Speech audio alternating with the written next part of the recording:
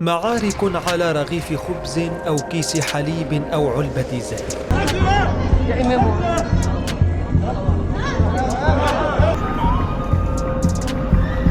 وأب يصرخ عاجزا بصوت فيه حشرجات القهر على أحد أن ينقذ ابنته التي عز عليها الدواء في لبنان.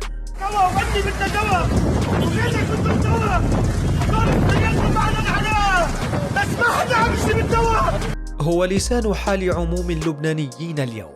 فلسنا وجعنا ومتنا أيضا، بعد أن بات هكذا حال كثير من أطفالهم وبعض بيوتهم.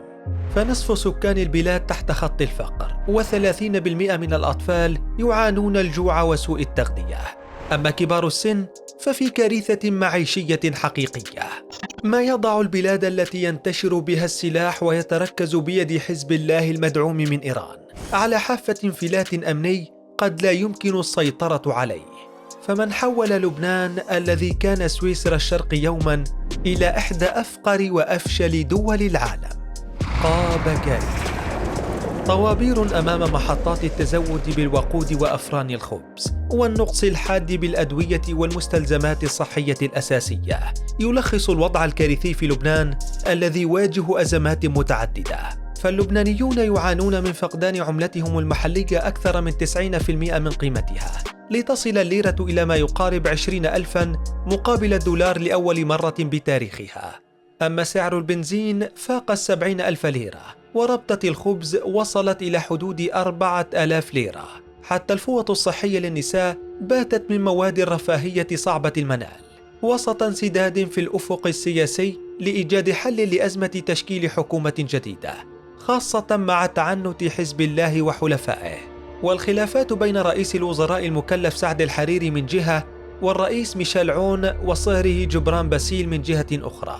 أزمات زادت حدتها الأزمة الاقتصادية جراء انتشار وباء كورونا كوفيد-19، ما يجعل قدر اللبنانيين الجوع والفقر حتى إشعار آخر، وهو ما يؤيده تقرير لليونيسيف عن أكثر من 30% من الأطفال في لبنان ينامون ببطون خاوية لعدم حصولهم على عدد كاف من وجبات الطعام، وأن 77% من الأسر لا تملك ما يكفي من غذاء أو من مال لشراء الغذاء، كما أن 60% من الأسر تضطر إلى شراء الطعام عبر مراكمة الفواتير غير المدفوعة أو من خلال الاقتراض والاستدانة، فيما 30% من الأطفال في لبنان لا يتلقون الرعاية الصحية الأولية التي يحتاجون إليها. وفي ظل كل هذه الأرقام تخطت تلاشت الطبقة الوسطى من لبنان لتغدو طبقة الفقراء تقارب 80%. أما من يعيشون تحت خط الفقر فقد تجاوز 55% من الشعب اللبناني، جراء أزمة اقتصادية صنفها البنك الدولي بين الثلاث الأسوأ في العالم منذ منتصف القرن ال19، وسط حالة عجز أو لا مبالاة من السلطات التي لا تنفك تتحدث عن حلول عاجلة وإصلاحات.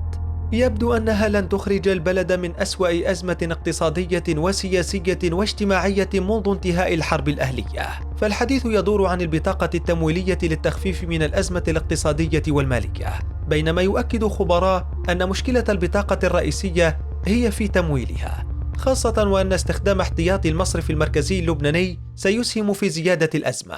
كما تراهن الدولة اللبنانية على حل مشكلاتها المتمثلة بالنمو الاقتصادي السلبي وتخلف الدولة عن سداد ديونها والأزمة المصرفية من خلال تنشيط السياحة بعد رفع القيود على خلفية وباء كورونا، رغم أن المشهد على الأرض لا يجعل لبنان وجهة مرغوبة لقضاء الإجازة، حيث يستمر انقطاع التيار الكهربائي معظم الوقت مع إيقاف تشغيل المولدات بسبب شح المحروقات، إضافة إلى نقص في الأغذية والمنتجات الحيوية بما في ذلك الأدوية والمنتجات الطبية، ما رفع وتيرة الاحتجاجات والمظاهرات في البلاد بسبب الجوع والفقر والضرائب وتدهور أزمة العملة، إضافة إلى اشتباكات بين الحين والآخر وإطلاق النار بين المواطنين وسط أعصاب متوترة، مع تصاعد التوترات الطائفية، ما يشي بأن لبنان مستعد للانفجار في أي لحظة، ما يعيد شبح الحرب الأهلية التي قتلت مئات الآلاف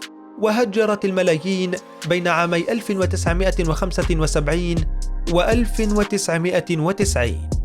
الليرة عزيز قوم ذل.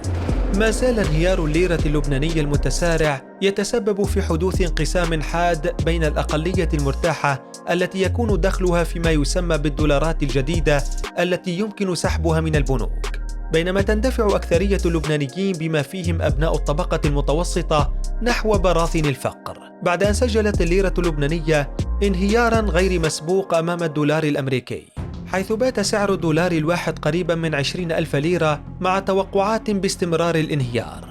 ورغم أن جذور أزمة الليرة المستجدة بدأت منذ صيف عام 2019 عندما حدث انهيار اقتصادي فقدت خلاله الليرة اللبنانية أكثر من 85% من قيمتها، إلا أن التاريخ يؤكد أن الليرة اللبنانية التي كانت من عزيزي القوم يوماً شهدت انهيارات كبيرة ودراماتيكية خلال تاريخها.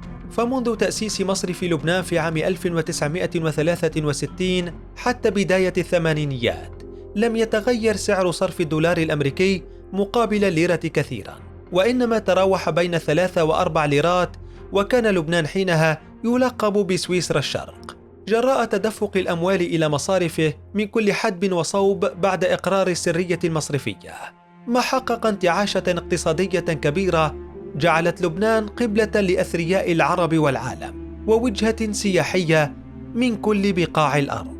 لكن الاجتياح الإسرائيلي للبنان في يونيو عام 1982 كتب تاريخاً جديداً للليرة عندما تراجعت ووصل سعر الدولار الواحد إلى 5 ليرات لبنانية، وعقب الاجتياح وما رافقه من معارك أهلية انهارت العملة بشكل متسارع، وبلغ سعر صرف الدولار عام 1987 في عهد أمين الجميل ما يقارب 550 ليرة. في عام 1991 أصبح سعر الصرف 880 ليرة، لتبدأ احتجاجات شعبية انتهت باستقالة رئيس الوزراء عمر كرامي بعد وصول سعر الدولار الواحد إلى 3000 ليرة في مايو عام 1992.